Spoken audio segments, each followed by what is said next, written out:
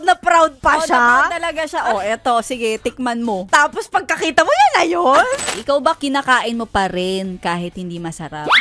Kasi syempre, bilang mabait naman tayo, ayaw nating makabawas sa self-confidence ng ibang tao. Oo. So kahit feeling ko, hindi siya masarap, kinakain ko na lang siya. Kitmata, kakainin natin siya. Ayaw nating ma-feel bad yung tao. Sige na nga, Sige, go subo ka. na yan. Ganon. Ikaw. Oo. Oh, di ba? Mapagbigay ako.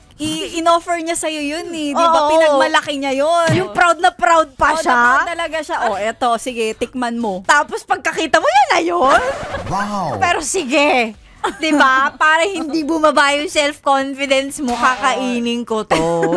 Nangyari na ba 'yan sa'yo? Yung Oo, napilitan ka na lang napilitan ako. kainin? Minsan maalat-alat kasi talaga. Hindi naman ako mapili. Hindi naman mapili. Hindi naman ako ganun ka-choosy. Pero minsan talaga kapag ka, 'di ba, kahit pag hindi siya masarap, tapos nagkasubuan na, 'di ba? Napasubo ka na. So Oo. sige na nga, tuloy ko na 'to. Minsan meron ka pang kumbaga trust issues na to, malinis ba to? Lalo kapag hindi mo siya ganun kakilala. Oo. 'Di ba? Pagka kahit hindi masarap, sige, kainin na natin yan. Oh, tsaka rin no. Lamang. Pantawid din, no? Pantawid Pantawid. din. Oo, ang bait natin. Kinakain natin kahit hindi siya masarap.